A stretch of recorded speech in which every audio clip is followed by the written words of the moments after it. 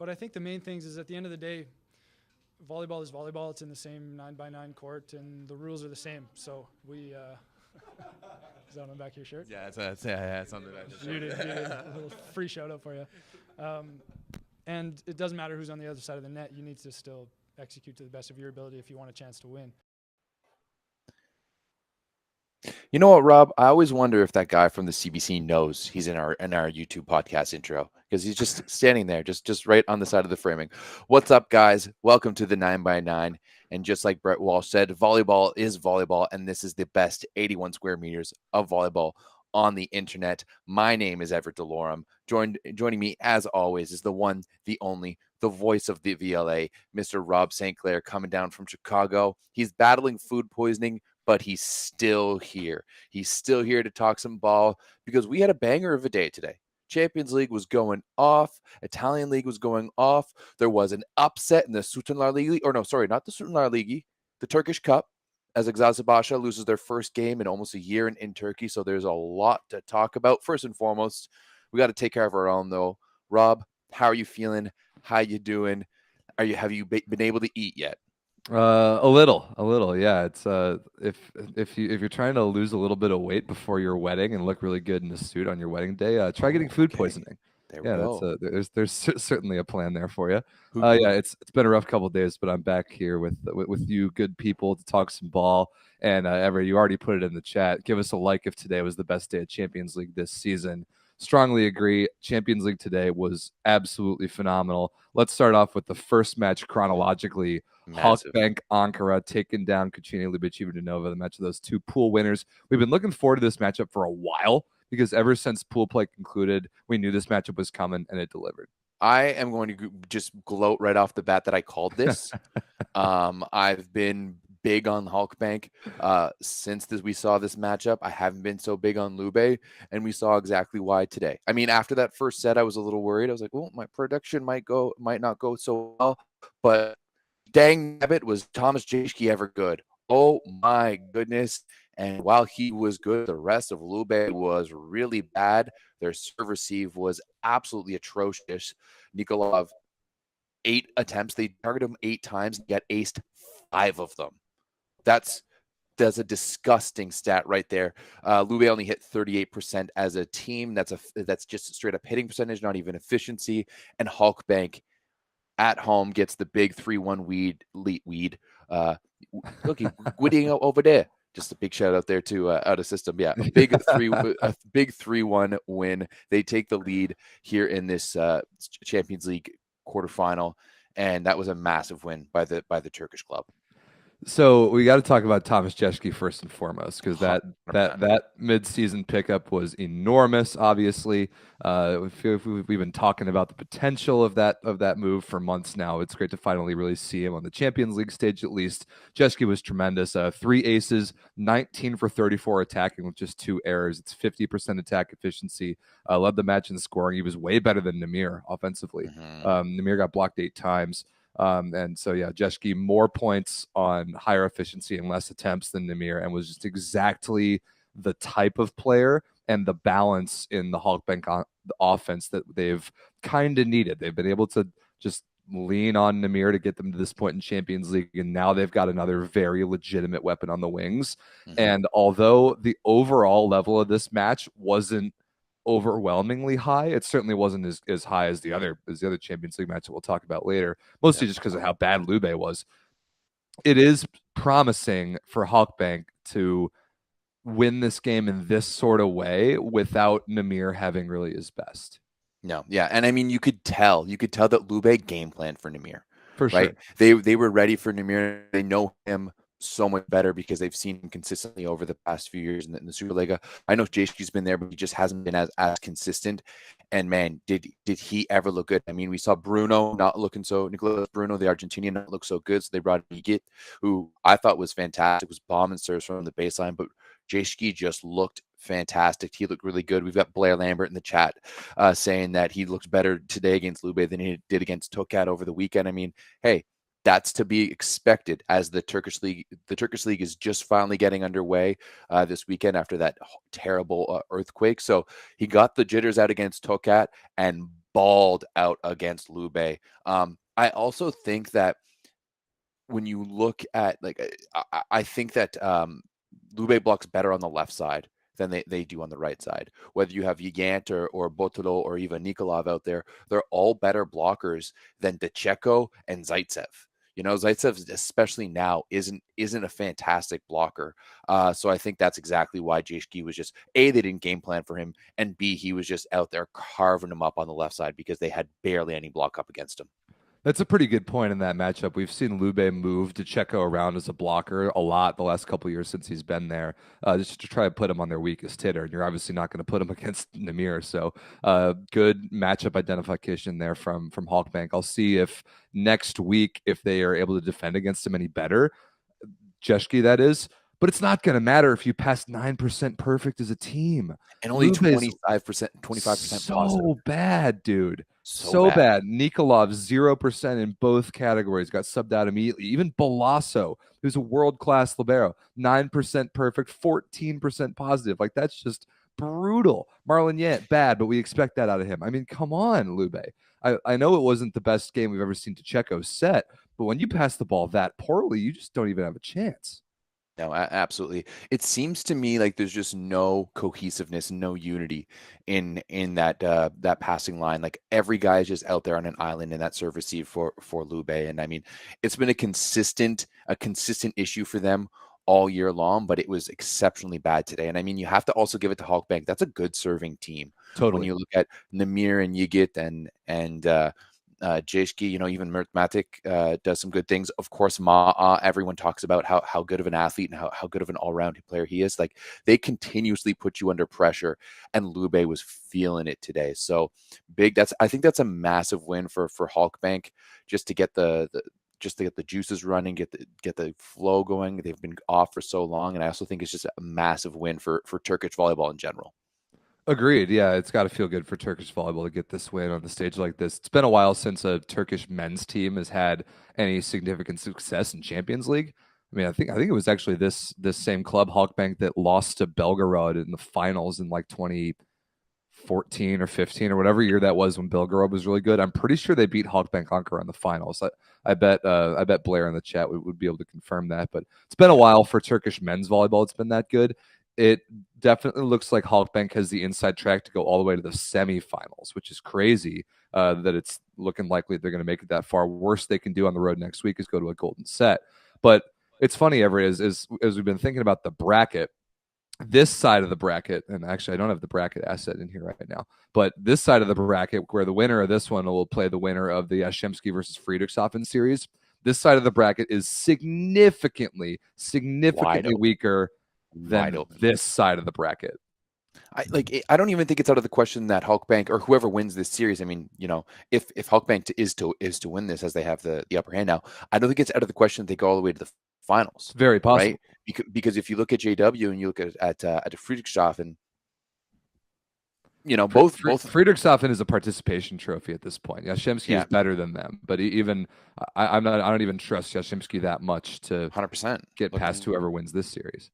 Look how mid they've been in the Bundesliga recently, right? And like Friedrichshafen just got beat by Lundberg earlier in this weekend, which we're going to talk about a little bit later too. So, yeah, I think this is a massive win for Halkbank. Although I will say once again, I did call it, and you know what? It feels pretty good right now.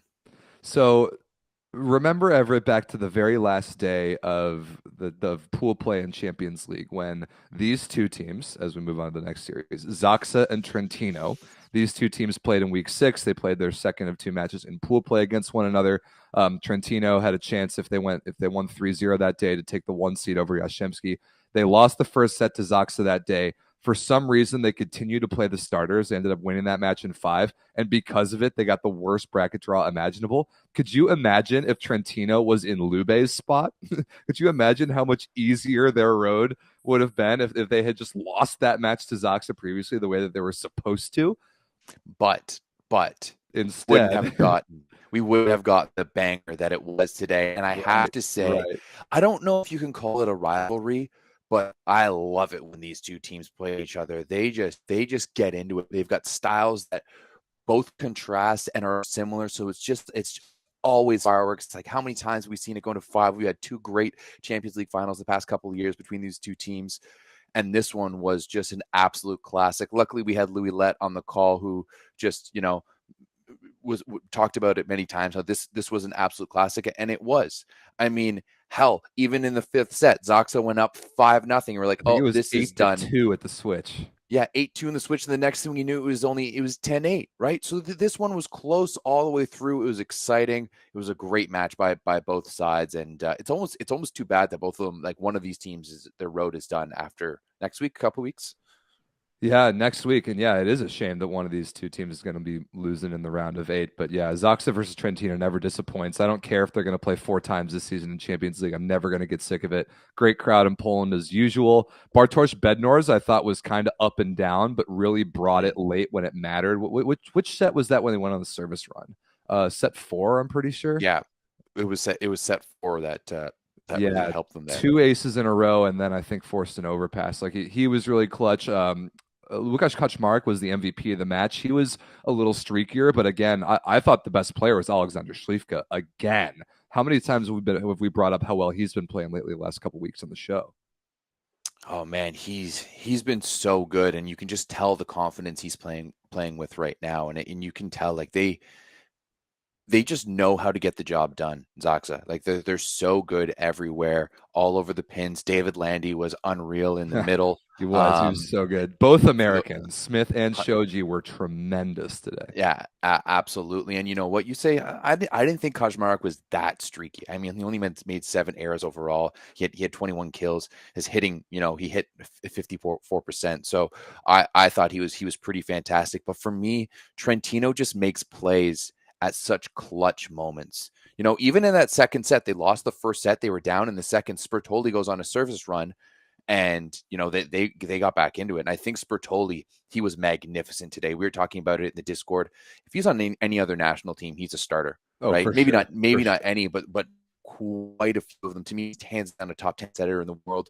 And today was it was a textbook example of why just spreading that offense around so well. You have four different players in double digits points here for Trentino, and they hit 49% as a team. So they were very good. But at the end of the day here, Zaksa, they take that first leg, and we've got a serious golden set potential here. Yeah, we really do. So yeah, next week in Italy is going to be another classic between these two. Yeah, the numbers across the board extremely balanced. Ace to error ratio is almost identical. Passing numbers almost identical. Attacking numbers almost identical. Zaksa actually outblocked Trentino. That I thought was a bit of a difference. 12 versus 7. But yeah, this match was just fantastic. And it was really contrasted. Like the overall level of this match was significantly higher than the Lube versus Halkbank match. Like seriously, if I think Trentino should be kicking themselves for really mishandling that last week of pool play, because they could easily have been playing Halkbank instead of Zaksa, which is I think you would have to think would be an easier matchup because Zaksa is just so darn good.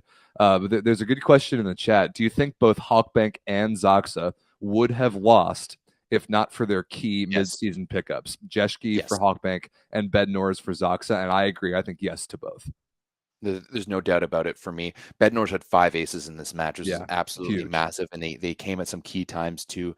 He was just bonkers from the baseline. He just with the 3-headed monster that you have on the outside. I mean on Zaksa and on Trentino, but we're not really talking about Trentino right now. They're just so dynamic. Bednarz is. I thought he's been doing really well, and I think he's giving himself a serious shot to be considered for the Polish national team this summer, and considered highly. But Śliwka was fantastic. He led them in blocks with 3, and I mean, there's no doubt about it. Even more so on the other side, Halkbank does not have the depth to play without Jeschke. Like this is a win for Lube. Even as bad as they played, if you have to have Bruno and Yigit in there, this is a win for Lube for sure. Yeah, strongly agree. So 2 great matches today in Champions League. 2 more coming up the rest of the week. Tomorrow, Wednesday, we've got Berlin versus Perugia. I mean, there's not really that much to preview there. And then Thursday, we've got Friedrichshafen versus Jastrzębski. I don't really think there's that much to preview there either. I think the 2 games we saw today are the most exciting 2 series. Is that fair to say? Oh yeah, absolutely, without a doubt. I am a little bit more interested in JW versus Friedrichshafen compared to Perugia versus Berlin for obvious reasons. I think that Friedrichshafen does have the ability to come up with good games, and JW has the ability to come up with a stinker, right? So Yeah. it could. I'm not going to say it could go either way, but I think that Lebedew is going to have a plan coming into that one for sure. Which also shout out to him. He just got signed for another 2 years there for Hoffen, so that's massive for our favorite Australian coach in the Bundesliga. Yep. I mean, obviously we'll be watching these games, but I don't expect them to be nearly as interesting as the ones we saw today. I think Perugia 3-0, no problem.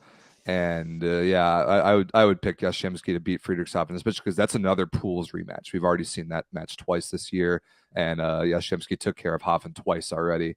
So that's a familiar matchup. I expect them to get it done, no problem. But yeah, next week we'll obviously be back to talk about that in case there's any drama that happens. And before we move on to Women's Champions League, Everett, speaking of dramatic things that happen in CEV competition, what is Piacenza doing in the CEV Cup?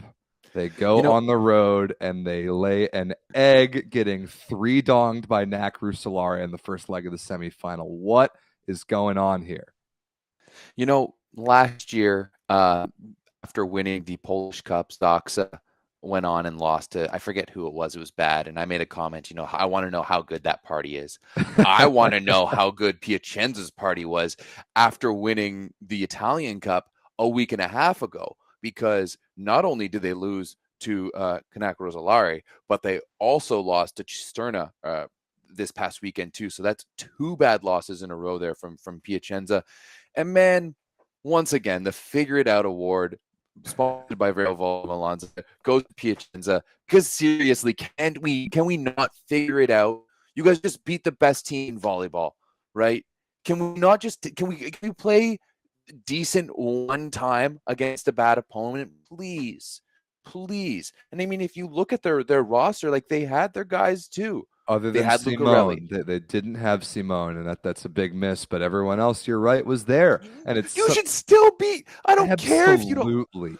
I don't. Oh my goodness! Like, you should still beat Rosolare. Absolutely. Still, like, that is absolutely terrible. It's hard to watch. I mean, big ups to CNAC Rosolare, Kurkaitsev, 18 points in this one, 10 for Peter Kuhlman, 12 for Sepe Roti. But man, just the roster was all over the place. Like, could they just not show up properly? Because what's going to happen now is we're going to get another golden set. Yeah, once of course. They go back to Piacenza. And they've already done this year. They did the same thing against Montpellier a couple rounds ago. True. They laid an egg on the road, got 3-donged in a match that they thought they could sleepwalk through. Then they had to right the ship and figure it out at home, and they did. And I mean, there's Piacenza's better than Rusolare. They have to be. And I'm sure that they will figure it out next week, but there's just no excuse for this. And a point that you've made several times, Everett, that I completely agree with. Why can't Yuri Romano figure out how to show up in a match that's not particularly significant? He's really good in the huge games, but game in, game out, like your average, everyday regular season game or CEV Cup game against an inferior opponent, why does he always lay an egg like this? I honestly don't know. He reminds me of a character from one of my favorite book series growing up, called the Screech Owls, which is about a hockey team here in Canada that goes to tournaments, and they always end up being Hardy Boys and finding, like, being detectives. And this was the guy who was just the best player, one of the best players on the team, but he only showed up in big games and needed to be turned on. He's the type of guy that you don't want to poke the bear, but I feel like you need to poke the bear pretty damn hard to get Romano out of that sleepy state.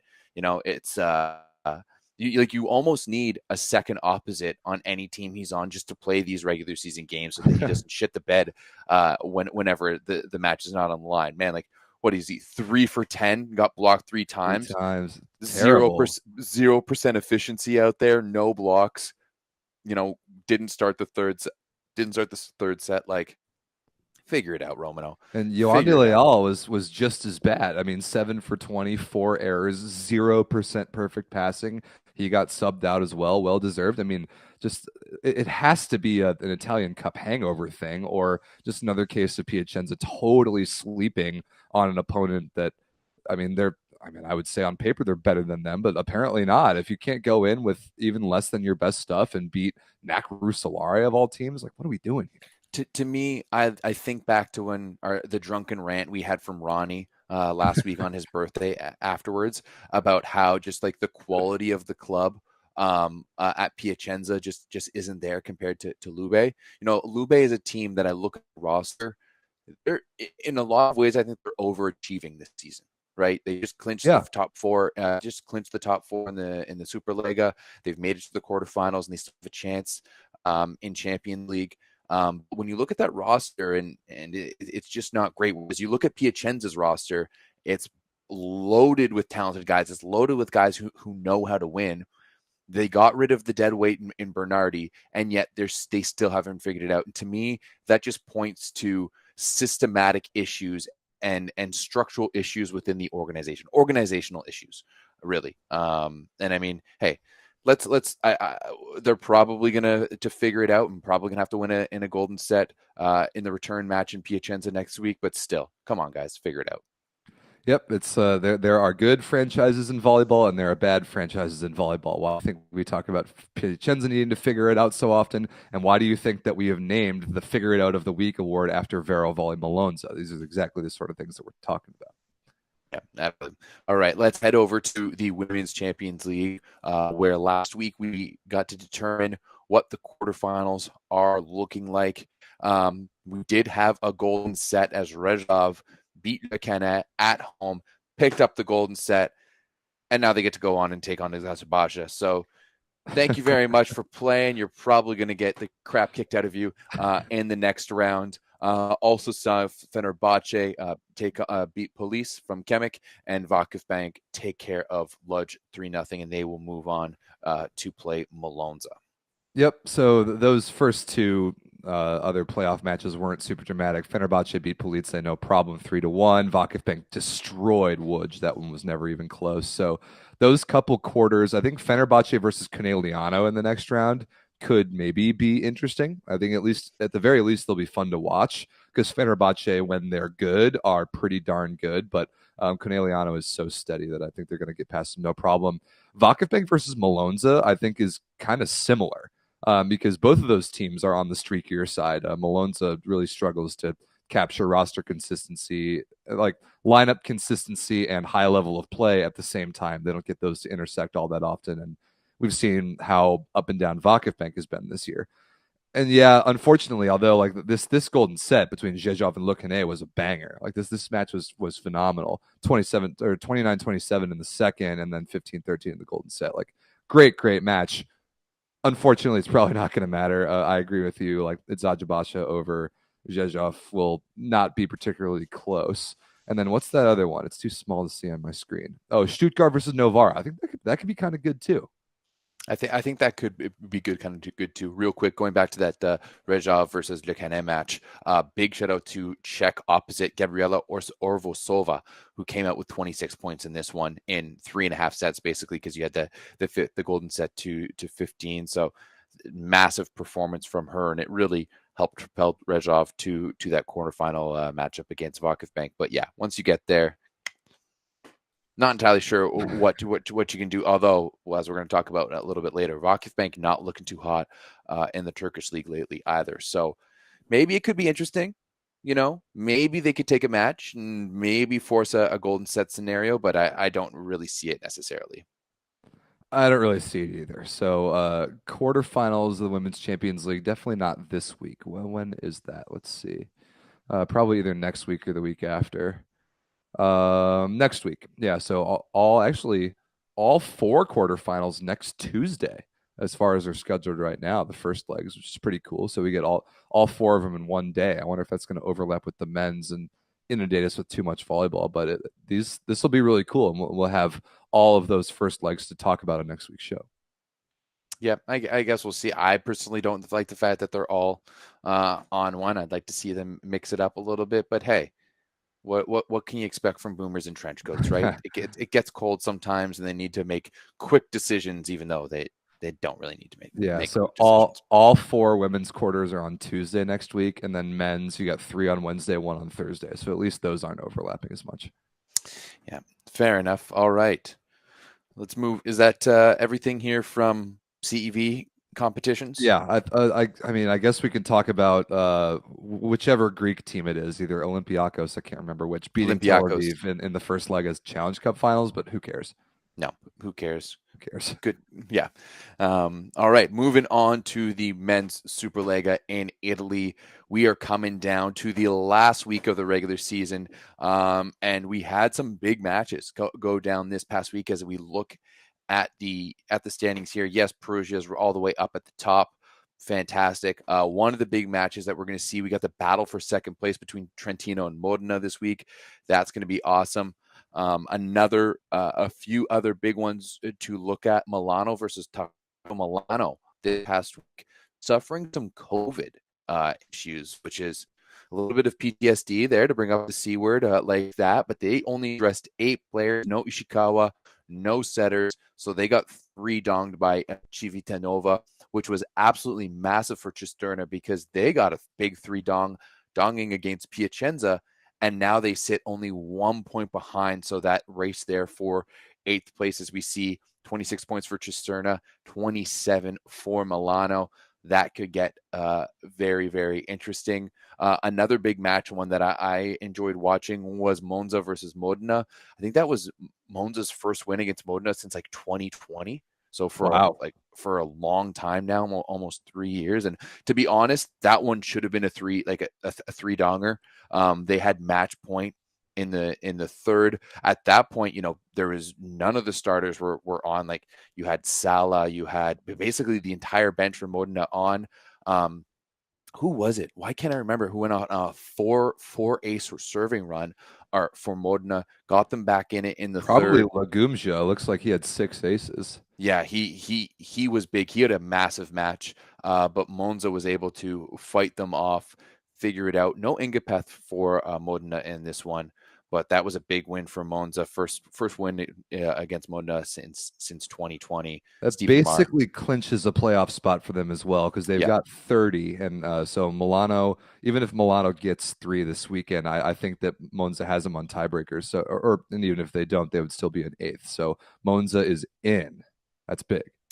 Yeah, absolutely. And Monza plays against Siena this weekend too. So Siena sitting in last place by 1 point. They lost to Verona. But I think Monza is actually in a good spot, right? They want to stay in 6th spot, in my opinion, play whoever that 3rd place team is, and then have to play the other potentially 2nd place team in the semifinals. Yeah. So now they're in 7th. Right now that they've got 7th, yes. They're gonna play that 2 seed, which honestly isn't so bad, because that's either Trentino or Modena. You just saw Modena, so you know that you could beat them even if they get Ingapet back, and Trentino is certainly more beatable.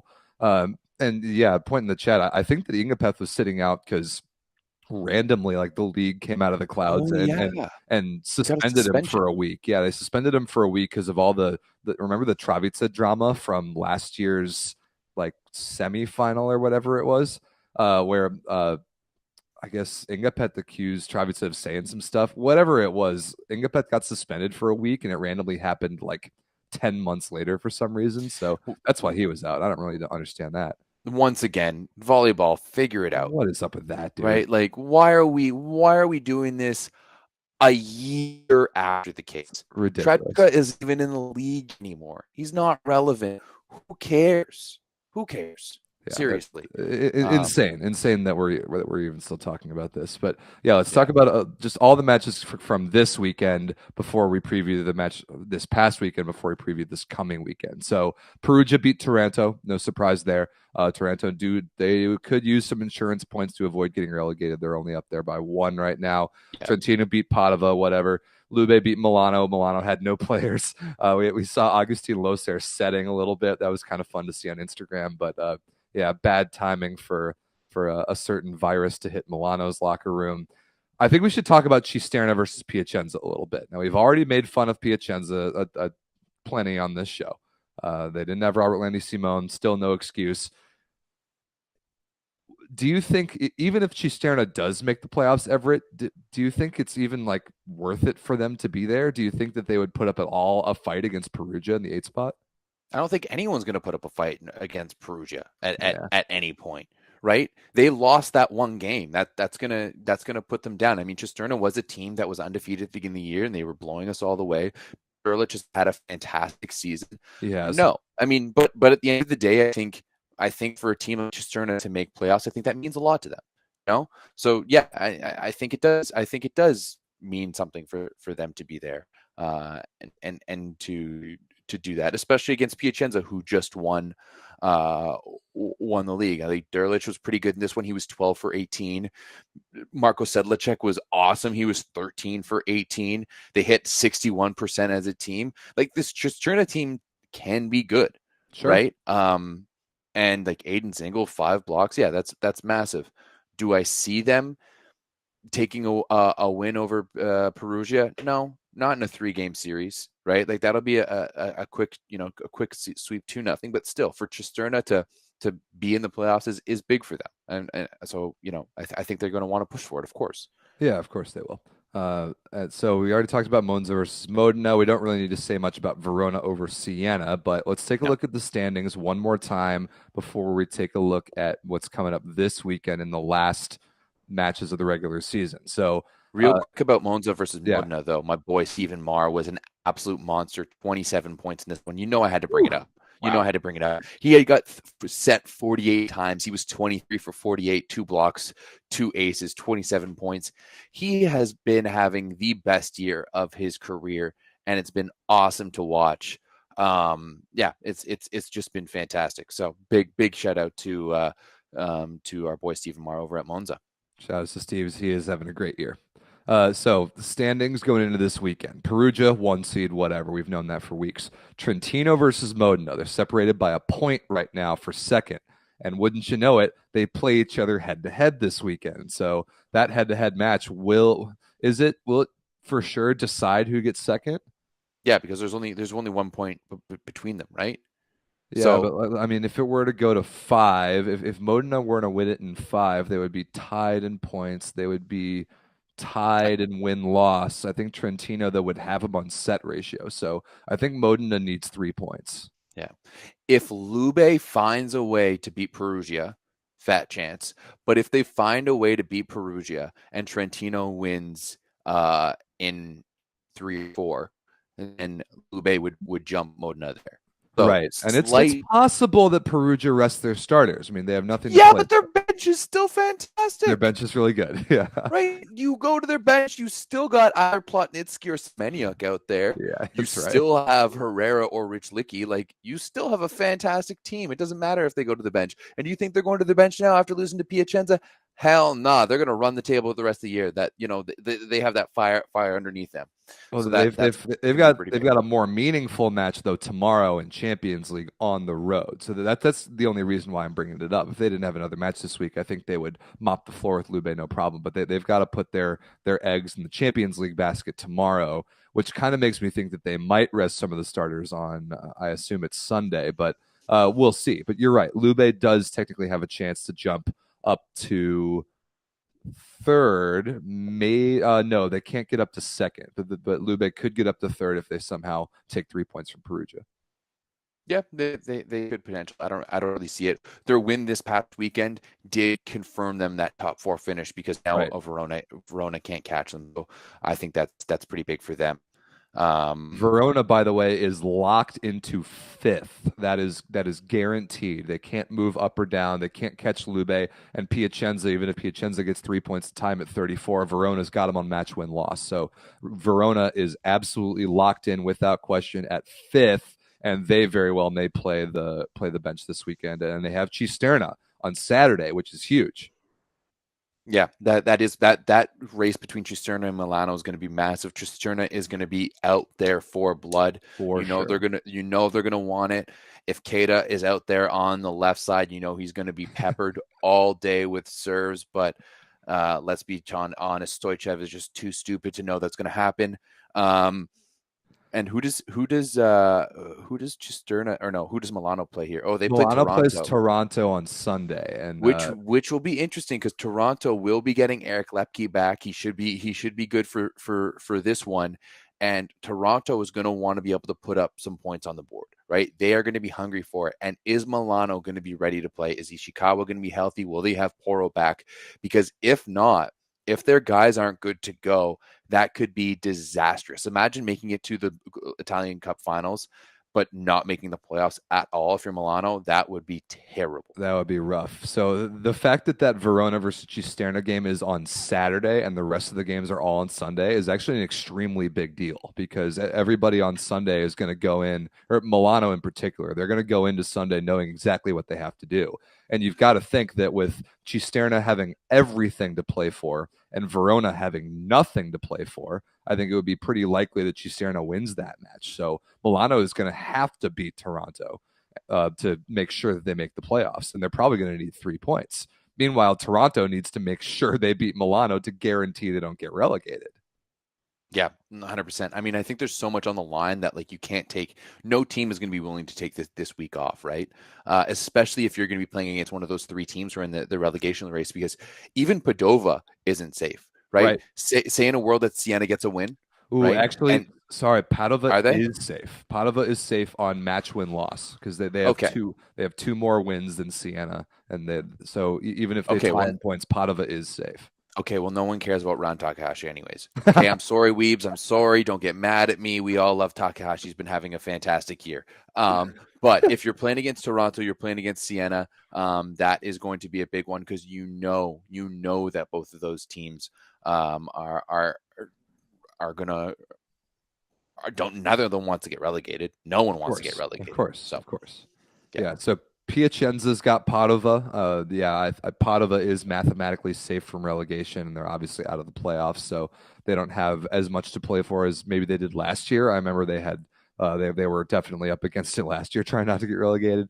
Piacenza is kind of safe where they are in 6th. I actually wouldn't hate that spot if I were them, but I think they just need a win for their own sake, having just a brutal week this past week after winning the Italian Cup. And Monza has Siena, so 2 interesting matchups there, because Monza is again kind of in a very similar spot to Piacenza in the standings and in just how kind of secure they are in their playoff position. But Siena, of course, has everything in the world to play for, so I'm curious to see how Monza approaches that match against them. I think if you're Trentino and Modena and you see Monza and Piacenza in those 6-7 spots, that's not something you feel good about, right? No, both of those teams are really not. good. They're very quality. You've got a lot of grit on that Monza team. You've got a lot of talent on that Piacenza team. No one's safe but Perugia in my eyes. No one's safe but Perugia. So I mean, I personally would love to see Monza maybe win this week, bunny hop over top of Piacenza, get that 6th place spot, play potentially Modena. I think that's a good outcome. And obviously, I want to pull for my Canadian guys on Monza. So wonder where that hope was really coming from. All right, standings one more time. Basically, all the drama this week comes down to spots 8 versus 9, Milano versus Cisterna right now, and then relegation, Toronto versus Siena. I think that's going to be where most of the drama is at. Trentino versus Modena will definitely be a really good match. Verona's locked in at 5th. That one doesn't really matter for them. Lube could maybe jump up if they can take some points from Perugia. Yeah, so some questions about roster management or potentially not playing all the guys this weekend. I think Verona and Perugia are the only teams that would really kind of punt this weekend, but everybody else has a huge amount on the line. So for this week's schedule, one more time, all the times on your screen here are Central Time, North American time, which is my time local. So noon Eastern Saturday is Verona Cisterna, and then 1 p.m. Sunday is the other 5 games. So they're all at the exact same time on Sunday, of course. Because why would we want to watch them? Why would we want to watch them? You wouldn't want to. Who would want to do that? Yeah, no. The only thing that I could maybe think of is that they want to do like the World Cup thing, where No one is.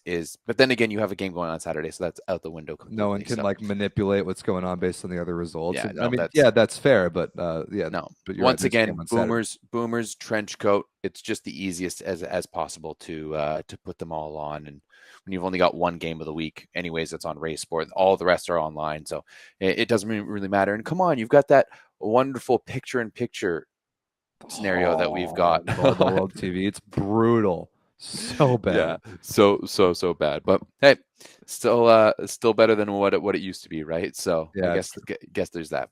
All right, let's move on to the Lega Volley Femminile. I wish they would just call it the Women's SuperLega, but hey, what can we say? Some big results all over here in the Lega Volley Femminile. Malonza. Oh, no, wait. Yeah, Malonza going down to Canigliano. It was an interesting match at first. The first set was interesting. Nothing after that. Scandici getting a good win over Chieri and Firenze. We've been pulling for them. They lose their second in a row and a tough one to Novara. And then Valafolia beating Bergamo and getting 3 points out of it is the other really notable result that I saw. Right, sorry. Yeah. So that one's big. We should definitely start with Canigliano versus Malonza, two of the best teams in the league. I mean, certainly the number one team in the league. Malonza posted up pretty comfortably in third right now. They've got a decent amount of cushion on both sides of that. They still couldn't really figure it out lineup wise. I mean, they couldn't decide what to do at opposite. They didn't really get good production out of either player, although Stysiak came in the first two sets before starting the third. Did go 10 for 20, which is decent. And there's some interesting rumors that are being put in the chat right now about what they're going to do next year. Canigliano's awesome, dude. They're so good. Good. When Catherine Plummer passes the ball above 40%, like that's like Canigliano's only weakness is sometimes you can target her in reception and sometimes she'll pass like trash. Not this time. I mean, her and Kelsey Robinson were both just phenomenal. And then you don't even need the best match out of Isabel Hawk at that point. No, Must be nice. It is nice. They're so loaded. And once again, we talk about good organizations. Canigliano is a top-notch organization. 100%. Like everyone thought, like, oh, you're losing to Gonu. I don't know. It's going to be more even, and it hasn't. It hasn't at all. Hell, they've been even better this year. And if you look at a Gonu, like people are going to start to question based on what things have been going at Halkbank. Really, really good outing. You've got all three outsides there for Canigliano in double-digit scoring. They just look good. Even like they get pushed a little bit in the first set. Like the first set was close, 25-23. Then the second set was an absolute blow up. And even though the third set was closer, you could just tell that they were never really under stress, right? Stysiak did come in, and like Jordan Thompson didn't have a great game. We had some dummies in the Discord being like, oh, well, like maybe we're going to see Annie Drews over her at with the national team. I love what Annie Drews has been doing. I love her as a player, but this is one of the few rare bad match with Jordan Thompson. Just like what could be if Malonza knew how to make a roster, what could be with this team if that was a possibility. Yeah, if only they knew how to construct a proper team. But I don't think anybody's beating Canigliano this year. Scandici would be the one that I would say even remotely has a chance, but they've struggled to kind of figure it out with their lineup as well. And we've talked about them being handcuffed by the foreigner limit. So they did have a really nice game beating Chieri 3-0 pretty comfortably, and Chieri is good. I think a Scandici Canigliano final would be very compelling, but I still think it's Canigliano's league to lose. Oh, absolutely. Like if anything but a Canigliano win happens this year, it's because Canigliano lost it. Right. There's no one that competes with them. They've been the best team. Their only loss was arguably one that they just kind of punted anyways to get ready for the Club World Championships. So yeah, I'm not too worried at all. I was really pulling for Firenze to really make a late season push, and they've lost their past two after winning 5 in a row. They're still only 3 points behind Bergamo, but Bergamo has been falling. And good for Busto. Man, Busto was sitting like almost staving off relegation earlier this season, but they've been so good as of late. Really, really happy to see them do well. Yeah, me too. We kind of knew that they were going to figure it out. That's another club that is just a good club, and they 100%. had a lot of new pieces, and they had Carly Lloyd coming back to professional volleyball for the first time in a while, and we knew it was going to take Busto a while to figure it out, and they did. So that race. Let's put up the standings. That race 6, 7, and 8 is pretty nuts right now. Bergamo, Busto, Casalmaggiore in 6, 7, 8, all within 1 point, which is wild. Firenze 3 points back in 9th. Valafoldia is clinging, staying alive. The 3-point win over Bergamo is big, but they're 6 points out of the playoffs right now. So let's see, how many weeks are left? Like 5? Yeah, there's still 5 weeks left in the regular plenty of season. time. So that's plenty of time here for any of those teams to pick up a big win or go on a big run of wins. So anything could happen at the bottom of that standings, from Casalmaggiore in 6th, maybe even down to Valfolia in 10th. But they need to almost run the table from here on out to be considered, to even kind of get a look at that playoffs. I agree. And I was thinking the same thing about Cuneo. They need to run the table, and they only got 2 points against Perugia, who is terrible. And if you can't take care of one of the only 3 teams that are below you, if you can't get 3 points against them, I don't think you belong in the playoffs. So I think it's safe to count Cuneo out for now. Yeah, absolutely. Looking forward to this week. We got a big matchup actually tomorrow, Busto and Scandici. That's going to be a good one. That's Wednesday game. That's a little interesting Wednesday game. That's going down at 7 p.m. So that's 1 p.m. Eastern time. Yep. Then you look forward to Saturday, a few big matches. Actually, yeah, a few big matches. Chieri versus Malonza. That should be fantastic. Canigliano takes on Novara as Karakurt continues her revenge tour against the team owner after he was talking shit. Hopefully Florence can get back to their winning ways by taking on Perugia as well on Saturday. Then when we look at Sunday, Casalmaggiore looks to end Valfolia's playoff hopes. That one could be good. A lot of Americans in those 2 matches. You got the Carlini versus Micah Hancock setter battle head to head. I kind of like that. Yeah, absolutely. And then also we've got Cuneo against Pinerolo, so Cuneo can keep their playoff hopes alive potentially against a relegation team, and then Bergamo also up against a relegation team in Macerata. Yeah. We've got someone in the chat saying, I think Fenerbahce is better than Canigliano. What are you talking about?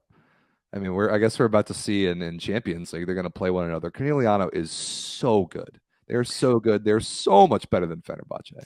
Yeah, but I don't know. Like, if do we just want to jump into some Turkish league stuff right now? Because actually, yeah, we might as well. We might as well use that as a transition, because Fenerbahce, we're going to jump over this weekend's result with Eczacibasi taking down Vakifbank 3-0. We can come back and talk to that. But also today in the Turkish Cup quarterfinals, man, Fenerbahce was all over Eczacibasi. Irina Fedoritseva was absolutely lights out in this one, and they look good. Man, I've been saying Fenerbahce looks good with Fedoritseva and Melissa Vargas on the right side. I think the big difference in this one was Ana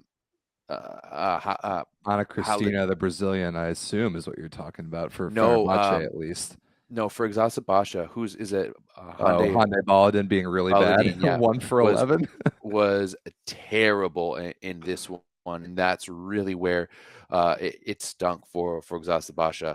I mean, Boskovic can do a lot, but she can't be superstar. She can't do it all, especially against a very, very quality team like Fenerbahce.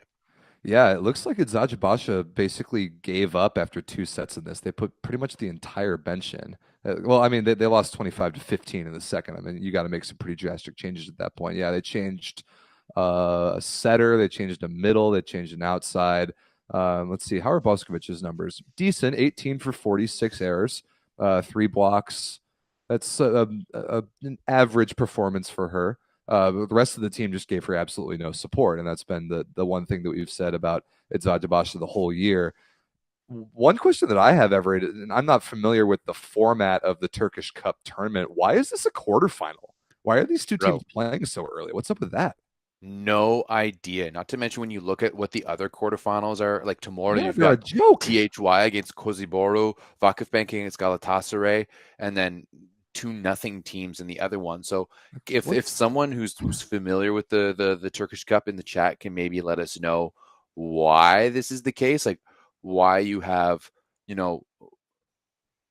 why two of the best teams are having to play each other, that would be awesome, because I mean, I'm stoked for Kira Van Ryk and Emily Maglio, who are going to be, almost handed a win against Ziboro tomorrow. But still, like that's very interesting that you have two of the best teams essentially in the world, right, playing each other in the quarterfinals of the Turkish Cup. Does that have to do like last year's like finishes? But even then, like, why do you have Aiden against Serrier? I don't know. Someone in the chat, let us know, please. I don't understand that one, but yeah, this was a match where you got to see Fenerbahce, like I talked about earlier. I think Fenerbahce at their peak is very, very good, and I think this is pretty darn close. Yeah, Fedorov was terrific.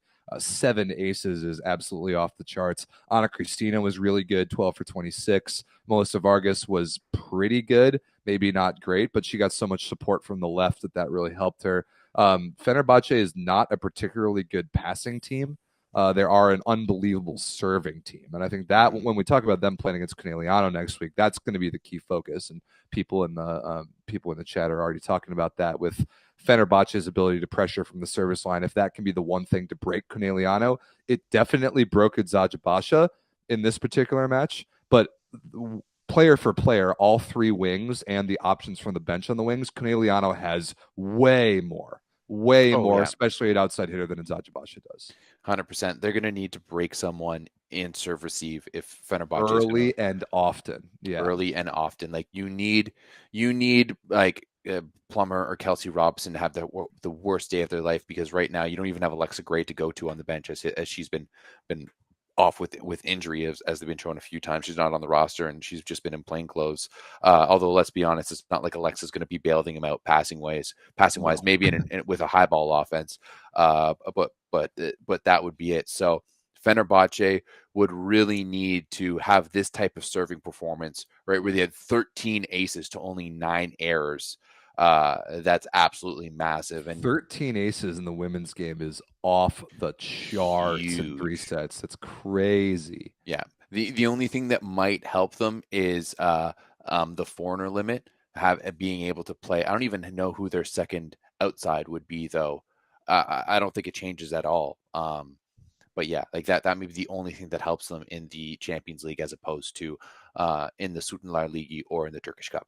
Yeah, so we'll see if Fenerbahce can take that momentum against another just mega opponent in Conegliano next week. Somebody, our friend Birkay from Turkey, says in the chat that apparently the Turkish Cup is random draw. Dude, that's what a load of garbage. What are we talking about? Absolutely insane. Just a random draw, just pick out of a hat. And like, let's be honest. That particular draw, that can't be random. There's no way that's random. No. That is questionable. Birkay, if you could let us know about the politics involved with that, please do, because that is absolute insanity. Yeah, that's to silly. Me, if that's the case, the Turkish Cup has it doesn't count. Yeah, it's like not a real competition. It's not a real competition. If you're gonna randomly draw so that some of the best teams in the country are playing each other in the first round in the quarterfinals, then no. It's not valid. What's the point? It's not a valid competition. Yeah, that's completely ridiculous. So while Eczacibasi did lose their first match in this one in almost a year in domestic competition, just before that, over the weekend, it was great to see regular season Süttenlar and Efler Ligi play back in Turkey after the earthquake. They are back to playing matches, and a banger got us back into regular season play. Eczacibasi 3-donging Vakifbank. 21, 26, and 21. So competitive 3-0, but a 3-0 nonetheless. Vakifbank cannot get over the hump, man. Nobody can stop Eczacibasi in regular season play, I guess. No, they're so good. I mean, they're 18-0 in regular season. They've only lost 3 sets, right, in the entire regular season, and they've been fantastic.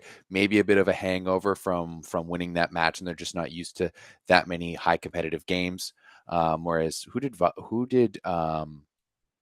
Fenerbahce play this past weekend? They played PTT, which is like a nothing match, right? All right. So yeah, like maybe that's the case. But yeah, I mean, Eczacibasi is so good, and I mean, Vakifbank, you were expected to be the team this year. You're expected to be the best team in the world, right? You won everything last year. You won the World Club Championships. You won Champions League. You won the SuperLega. You go out and get arguably the best player in the world, and now you're worse. I mean, our friend Agata just brought it up in the chat, exactly where I was going to go with this. It's their setter position, man. It's their setter position. Cansu Özbay could not figure it out the first half of the year. She landed herself on the bench. Buket Gulabay stepped in, and I think visibly she sets the ball to Egonu better, but she can't really figure out how to set anybody else. And so she then, after starting the match, found her way to the bench in the third set, and it didn't really matter. I mean, Egonu 19 for 43, 4 errors is not terrible, but the rest of Vakifbank's offense just wasn't good enough. And I do think that it comes down to their setter position. I think the appreciation for Joanna Volos goes even higher. Skyrockets. Absolutely. Skyrockets. And I'm gonna like throw myself under the bus here, because I was one who was saying, I don't think Volos is that good. All you need to do is chuck up high balls to Gonu and this and that. But man, we've just seen Conigliano be so good this year. We saw Poland be so strong this summer and at the World Championships. And I hate to say it because I do love watching Gonu play, but she just brings, like, the team that she's on seems to struggle, right? And I think that I don't think that, given how people seem to love her, I don't think that she's a cancer. No. We're not talking about a Russell Westbrook type of player, right here. But it does seem that there is certain demands. Like maybe it's a situation that some setters just can't set her the ball high enough. I think that's something that could be legitimate. She is a weird player to set. Like even as far as those elite opposites go, like she hits a different ball than Hawk or Boskovic do for sure. 100%. I'm going to kind of relate it to Juan Vernon-Nevins, where you kind of need that high set that you really need to give her some time to be able to get under and take a swing at, because she jumps so high, because she is so long. Like her contact point is so much higher. And some setters just can't do that. Obviously, Volozh is one of those, and obviously Volozh is not only has the ability to set that offense, because once you do set that offense, it does change things up, right? Like you're kind of going to a high ball offense there, changes the rhythm of your team. But it also, like, she demands so much volume, right? She's not the most efficient hitter in the world, so you need to be able to give her a lot of volume, and it kind of mixes things up. I mean, Gabi has been painfully average this past year, and I don't think at all, given what we saw from her at the World Championships, that she's taking a step back. I just think that she's just not being given the same amount of volume as she was last year, and the same type of ball as she was last year. Yeah, I agree with that. And again, when we talk about these superstar opposites, when they play against one another, like Egonu versus Boskovic in this match just now, it's worth talking about what kind of support they're getting. And Vakifbank's second outside hitter position between either Dalderop or Bayamov, neither have been good. Neither have been able to stay on the court for really most of the year. And this particular one for Eczacibasi, both Voronkova and Baladin were both good. While they weren't against Fenerbahce, they were good against Vakifbank. And that is a massive difference. Yeah, absolutely. So, once again, it's going to come down to how that Turkish outside plays. And let's be honest, this is what we've talked about with the issues with the Turkish women's national team, is how good that outside plays. So it's going to be very interesting to see how Santarelli deals with having. And once again, remember that Melissa Vargas is now Turkish. Yes, she is. The great Cuban exodus continues on the women's side as well. And Turkey is the latest benefactor of that. So what do you do between Karakurt, who has been the face and the soul of this team for a while, and Melissa Vargas? Who do you put on the left side? Who do you put on the right side? Like, there's so many questions for me in Turkish volleyball right now on the women's side. And I'm going to be very interested to see how it plays out this summer. Very interesting indeed. All right, Everett, a couple more quick headlines to jump around before the end of the show. But first, what you wearing over there? Oh, just my favorite sweater these days, the 9x9 squared series. You can get that over at thatvolleyball.store. And if you use the code SPICY, as in spicy volleyball, our favorite logo, it's actually just right here. Just right here. You can get 15% off your entire order. Yeah, pick it up. It's great. It's good. It's awesome. I'm hoping that the miscommunication between the Shopify and the Printful, which are the two services I use, are done with.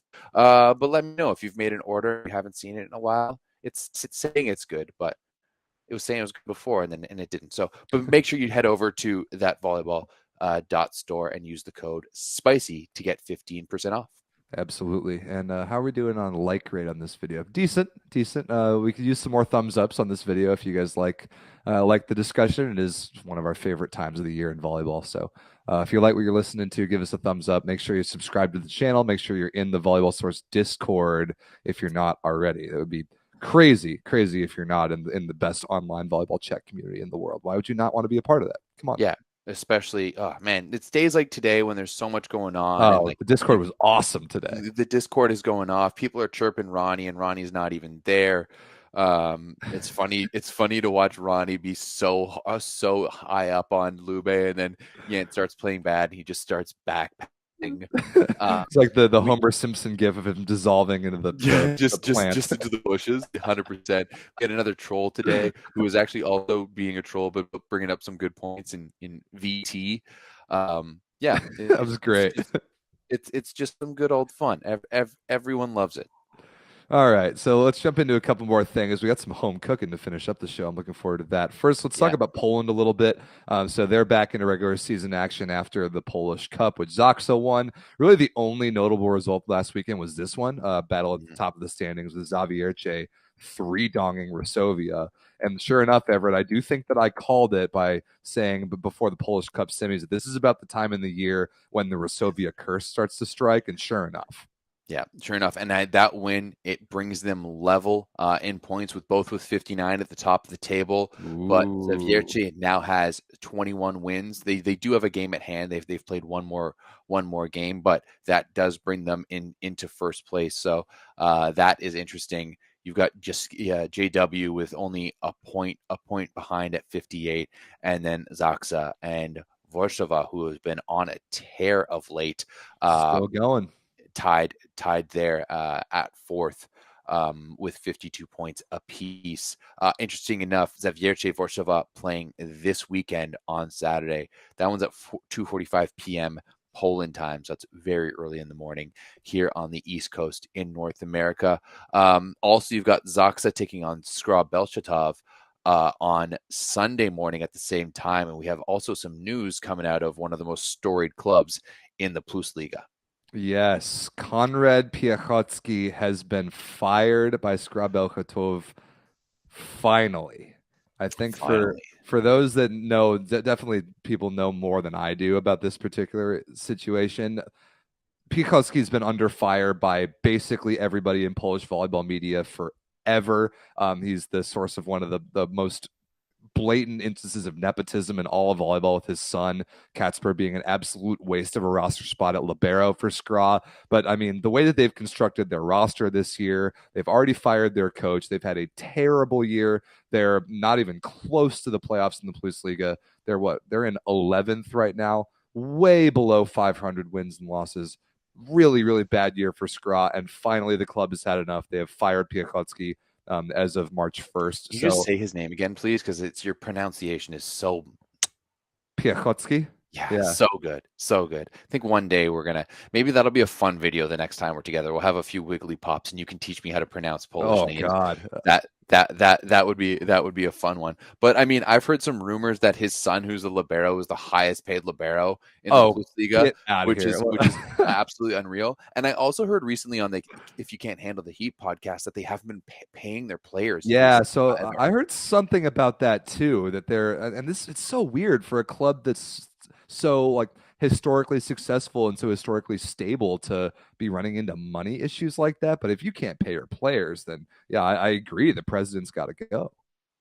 Yeah, 100%. So that's going to be very interesting to keep an eye on. Well, it'll be interesting to see if Skra can, if this is just like 1 year blip and are they going to climb themselves back at the top? But I do think that maybe, and this is just like Polish people chat, please tell me if I'm wrong, but I think in general you have some of these historically good clubs. They've just been so well funded for so long comparatively to other ones. And now with the popularity and the growth and the quality within the Plusliga, that all of these other clubs that just they have that the same money as what Skra used to. Because I think Skra is the company that owns them, correct? And I think they might be an energy company. This is I think that's what it is.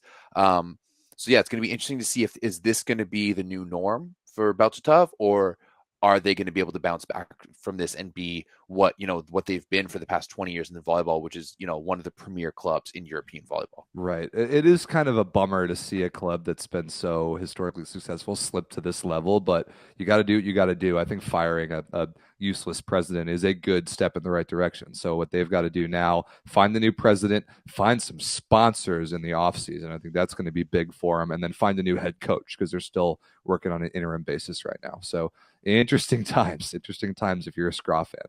Then they also play a CV Cup tomorrow against Modena, so we'll see how that goes. Ooh, not well. That's gonna be tough. No, that's probably not gonna go good, especially since Engapeth's weird ass suspension. It's weird that they suspended him. I wonder if that counts for CEV though. It might not. No, but it's an Italian federation thing, and they suspended him for 7 days.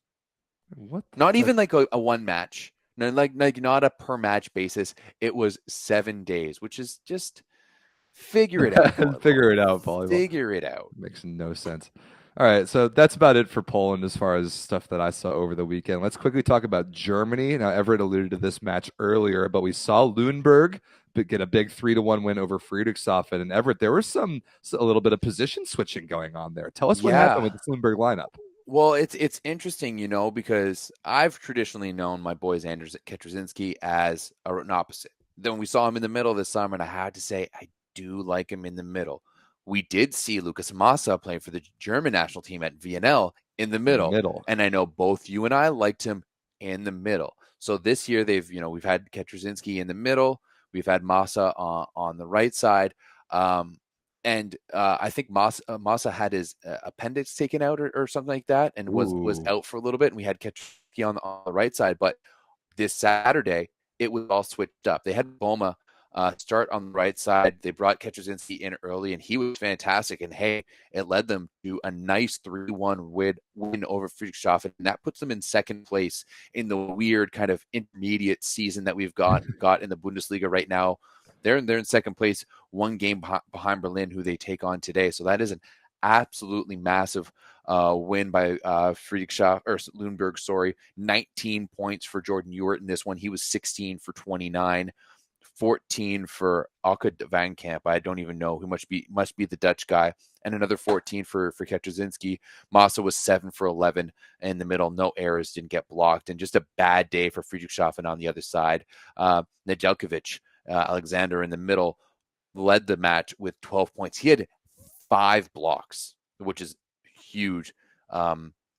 Everybody else on their team, though, must have just been miserably bad. Yeah, Superlach was bad. Vicentin was bad. Stern was okay. Martinez, some guy I've never heard of, he was bad. Like, Andre Brown wasn't even all that good. Yeah, weird day for Friedrichshafen. Yeah, great for Lüneburg. I agree with you. I really like Lucas Massa in the middle. I think that's where he elevates. Totally. Like he jumps, and you expect him to reach his peak, and he keeps going up a little bit higher, which is, I think, kind of a more valuable skill, especially as a big guy in the middle versus the right side. He plays the game faster in the middle than he does 100%. On the right. Like on the right, he looks like a big lumbering 7-foot guy. In the middle, he looks fast. Yeah, I really don't like him much on the right. And I know that's where he prefers to play from what I hear, but he doesn't have a great middle sucks. I mean, everybody knows it. Middle sucks. I hate it. 100%. I got stuck there for 10 years. It's the worst. Yeah, me too. But he just doesn't hit the ball. Like his hand action isn't good enough. His swing, it's a middle swing. It's a middle swing. Exactly. That's truly what it is. And his footwork isn't good enough. Like footwork from the opposite to the middle, like.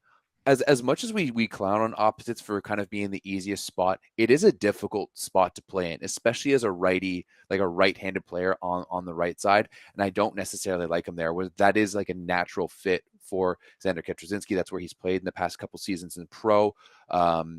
like last year he was in Austria for a bit, in Serbia. Before that, he was in Qatar. That's where he dummied UCLA that one year at the Can-Am while playing for Ryerson. That's the first time I ever saw him. Like, dang, this dude can fly. I liked him in that tournament. Yeah, 100%. So it's going to be interesting because, actually big shout out to Logan and Jackson, who just dropped the Inside Scoop podcast. They actually dropped their second episode today, so you might want to go check that out. Their first episode was with Jordan Snitzer and Xander Ketrzynski, and they talked about him playing on the right side, and he's not entirely sure where he wants to play. So it's going to be interesting to see what happens this summer with the Canadian national team, if he's even given a sniff to the A team and what's going on with all of that. But it's going to be interesting to see him. Is he going to continue in the middle? Is he going to play on the right side? I actually don't mind him in the middle. I think he's got some really good arm action. He just needs to learn to read the game a little bit. Yeah. But ultimately big ups there by Lundberg. And if they could sneak, like, once again, they have a win against Berlin as well. If they could sneak, the only team to beat Berlin so far in this intermediate stage of the top 4 teams, if they could sneak another win against them, they could place themselves nicely to move on in the playoffs. Yeah, I still don't really understand this second phase of the medium regular season, whatever it is in the Bundesliga, but at least you get consistently like good matches between the best teams, which is kind of cool. So, yeah. But even I think that it would make sense if it was kind of like they were playing for ranking to go to the semis, but I think it still goes down to the quarterfinals. Like, first is going to play the 8th place team. Yeah. From what I understand, we need Philip or someone of the other Germans in the Discord to break it down for us. But yeah, I have no idea how it works, to be perfectly honest. Whatever. Yeah, good for Lundberg. Always a fun team to watch, of course. All right, Everett, shall we focus our attention in the Western Hemisphere the rest of the show? Yes, absolutely. Let's bring it over here. So big weekend for myself and the Volleyball League of America. We had a record-breaking tournament in Chicago, ridiculously long days. I think there were 43 matches played in the Central Division Cup tournament with 20 teams. Biggest tournament we've ever thrown. But the Chicago Icemen win it. They host the tournament. They according to me and several other media idiots who like to clown on them for not getting it done in tournaments of this format, they do win it in the finals. They beat Las Vegas Team NV 3-2. I think it was 15-12 in the 5th. Absolutely electric match. Crazy tournament. Go rewatch the finals. Seriously, that was probably my favorite match I've called in VLA history, and that's saying a lot. So great stuff. Great tournament for the VLA. Really happy with how it went. Can we talk about the most important thing, though? Uh-oh. And if you were a member of the Discord, a bunch of people tune in. Rob was a member of the Milwaukee. What Milwaukee team? Milwaukee Dive. The Milwaukee Dive. Team. The good Milwaukee team. We've seen some highlights. He got featured on the Out of System page. I'm begging people to send me some clips. No one's answered. So, hey, booey to all of you guys who won't send a clip of our boy here going to Spiketown wearing a Milwaukee jersey. Unfortunately, I wasn't around to watch it. I was doing other things, and then I just see the Discord absolutely blowing up because Rob St. Clair is getting it ready. Who did you get to run the live stream for you? So we just had it set up ready to go. Like, I think we had 4 matches going on at that point, but I made sure that my match started 15 minutes later so that I could set up all the live streams and then get him started and then go play. Yeah, it was cool. It was my first win as a VLA player. I played, what did I do? I think I played 3 matches last year for 2 different teams and I lost all of them. For bad teams and playing out of position, but I got to play a little opposite for Milwaukee, and we played really well, won 3-0, and I had an awesome time. So what was the situation that led to you playing? A bunch of injuries. Okay. Milwaukee was beat up like crazy, and they had so they beat Team NV 15-13 in the 5th earlier that day. And they had to play every one of their guys in order to do so. But their setter got hurt in the 5th.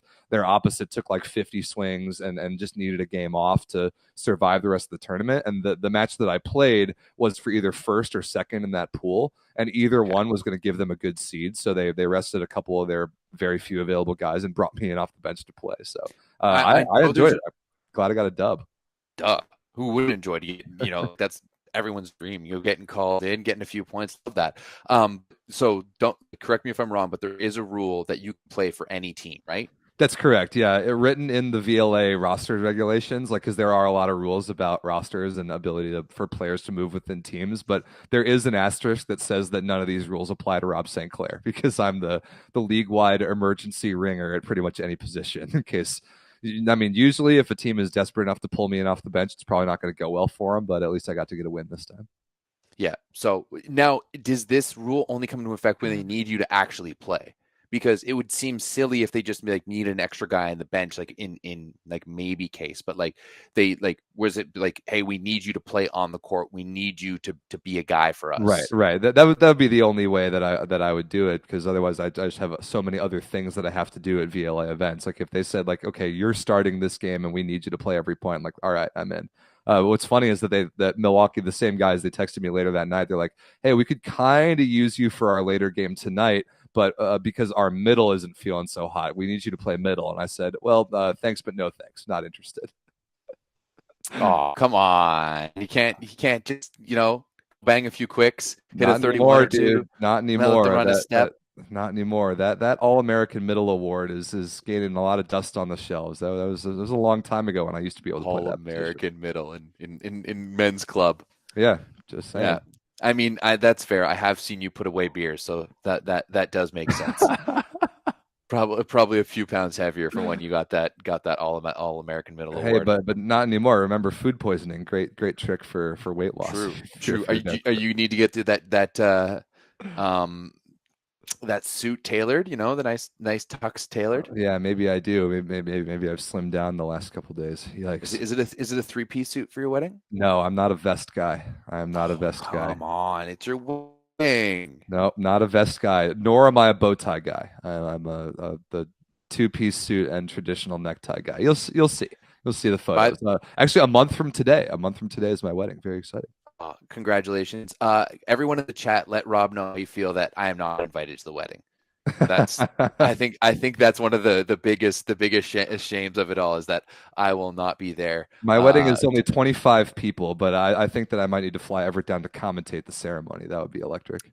That would be awesome. I would definitely take you up on that. But yeah, let them know in the chat after this is done about what you think that I don't get to go, because I do think that we talked about it this summer at in the VNL Drunk Cast with Dan, and basically you told us that, like, if you had done a traditional wedding and had so many people there, that we would be invited. But I stand by that. By the way, congrats to Dan. He just got engaged. Him and Kelsey just did, which is awesome.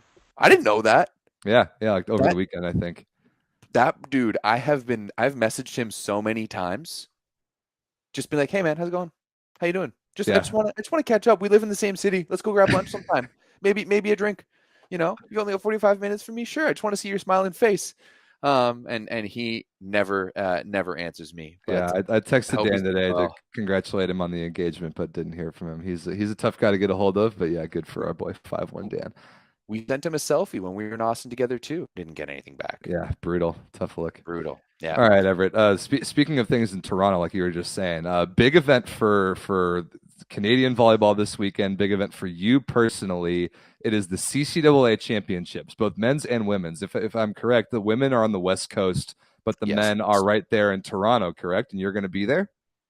Yeah, I will be there. I'm not entirely sure if I'm filming yet, because Humber College has one of the most disorganized and unprofessional event staffs that I've ever had to deal with. My interaction with them on Instagram almost made me not want to go altogether. Wow. I was like, because I've been sending them emails. I sent them emails like months ago, being like, I'd love to be involved. I'm a commentator. Would love to grab some footage. Here's what I do. Nothing at all. Sent multiple emails to multiple people, contact the coach, and he's like, yeah, you're talking to the right people. Nothing. Contact them, and he's like, here's info is here, and sends me a press release. And I was like, yeah, thanks. I know how to answer a press release. I just wanted to see, I'd love to film it. And they're like, press release usually have media information there. Try giving it a read. Oh my God. Like, story. Do you not want the biggest media outlet in the sport to come to this event? Because like, I could not go to the OUA finals on Saturday, right? McMaster is welcoming me with open arms. I get to do whatever I want. I'm commentating some games. It's going to be awesome. So yeah, well, I'm going to decide in the morning if I'm going to go, because I'm a little upset. And maybe I'll just go and get clips and all of that of all the other games and just won't post anything about Humber. Although I would hate to do that, because I do have a lot of love for Wayne Wilkins, and I'll have a lot of love for that program in general. But man, Humber Athletics, figure it out. You guys are winning our Vero Volley Malonza figure it out award of the week. But so a CCAA national championships for our international viewers is college volleyball, and in Canada we differentiate college from university. College is more of like vocational. It's more of like what a community college, I guess, would be in the United States. But the volleyball is still very, very high level. A lot of international flavor, quite a bit, and yeah, it should be a great time. Quarterfinals going on tomorrow, semifinals on Thursday, and the CCAA level, they do a backdoor bronze. So if you lose the quarterfinals on day one, you still have the ability to win a bronze medal. Oh, that's kind of cool. But it used to be the worst thing ever. So if you lost the semifinal on day two, you would have to play first thing in the morning in a bronze medal semifinal. And yeah, like a few years ago, I commented CCAA nationals at Fanshawe, and it was a terrible day because it's a long ass day. Like it's a long ass day. But this year they've made it a little bit longer. They do it in 4 days now. So Friday, it's only that B-side bracket. And actually Friday instead, I'm going to be going to commentate at the University of Toronto for the OUA men's bronze medal match between Toronto and York to determine who goes to nationals. And then the bronze medal and final match is going to be going down on Saturday. So I'm super excited. Humber and Fanshawe representing Ontario. You've got the Cuz Saints on from the East Coast of Vontel de Sherbrooke, which is Nick Hogue's, the only school that Nick Hogue ever played for in Canada.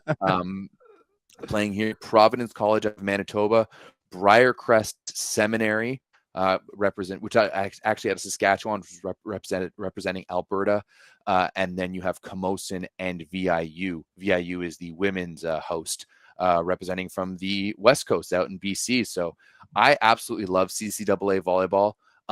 I love to call it meathead volleyball because that's exactly what it is. And they use the molten ball too, and they okay, nice.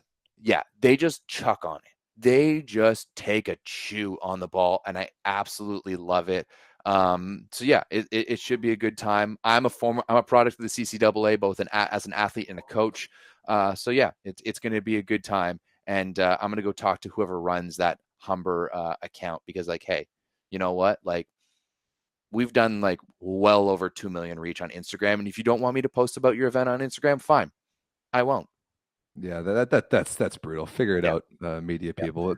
Kim, are these games watchable anywhere? Is that an option? Ooh, yeah, that's a good one. It'll be all for free too if you just search the CCAA website, and we can link it in on the Discord as well, because yeah, definitely going to be some good games to watch. And then the OUA men's bronze medal and final match will be this weekend as well. On that note, to talk about U Sports real quick, big shout out to the other Sherbrooke team. Lots of winning going on at Sherbrooke. It used to be the deep dark hole of Quebec volleyball.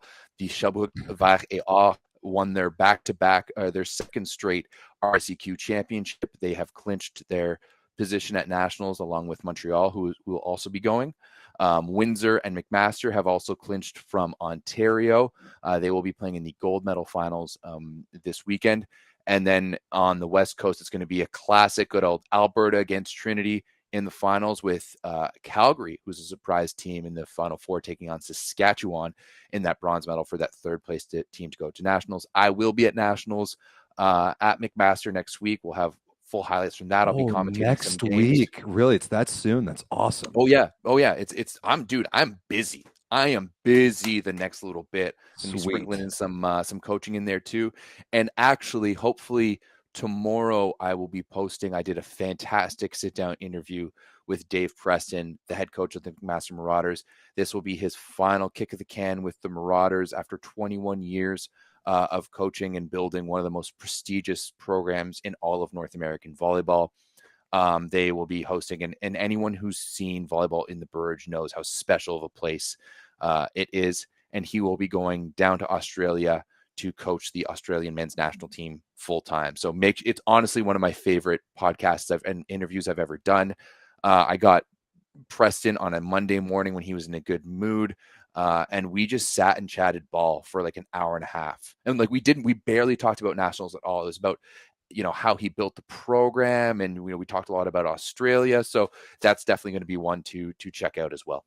Really cool. Yeah, really looking forward to it. Dave seems like a great guy.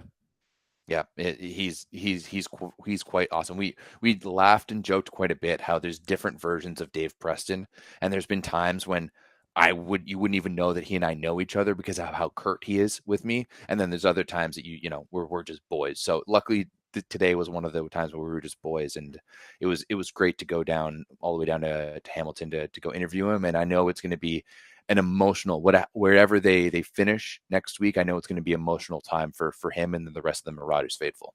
Cool. So yeah, great time for Canadian college and university volleyball. A lot of good stuff. I'm sure we'll recap it next week. Real quick, if you were a fan of this show and if you live in Ontario and you want to go to the U Sports Men's National Championships, I have 5 tournament passes that I'm going to be giving away on the Instagram account. This is the first thing you hear about it now. So make sure you follow us on Instagram because we're going to be doing some fun little things to give away some tournament passes for the U Sports Men's Volleyball Championships going on next Thursday, Friday, Saturday at McMaster University in Hamilton. Spicy. Yeah, should be good. Love that. All right, boys and girls, I think that'll about do it for the show. I'm running out of gas. I need to go see if I can figure out how to eat a proper meal and keep that down. So we'll see how that goes. But it's been a great week of volleyball. There's Champions League this week. There's Champions League next week. There's CCAA. There's the last week of Italy this weekend. There's all sorts of great stuff going on. So join the Discord as always, and we'll talk about all the volleyball over there. And same time, same place next week for the show. Yep, absolutely. Can't wait. And if you oh, sorry, 2Jacks, you're right. Friday, Sunday is the U Sports Men's National Championship. So if you want to celebrate St. Paddy's Day, come down and hang out at the Burge with us. Sweet. Yeah. All right, dude. Make sure you go get some rest, and we will see you all next week. Also, if there's anyone who wants to watch my camera during the Toronto versus York game, because I will be commentating, that would be awesome. Let me know. 2Jacks, I'm looking at you, buddy. Hey. Love 2Jacks. All right, people. Thanks for watching. See you next Tuesday. Peace.